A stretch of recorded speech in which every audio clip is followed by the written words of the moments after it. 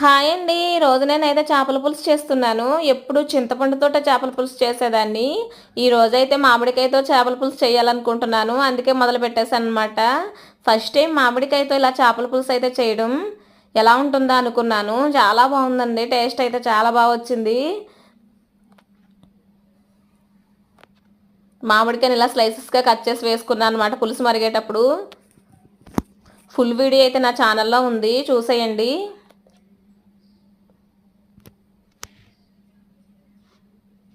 వేడివేడి అన్నంలో ఈ చేపల పులుసు వేసుకు తింటే చాలా బాగుందండి. టేస్ట్ అయితే చాలా బాగా వచ్చింది.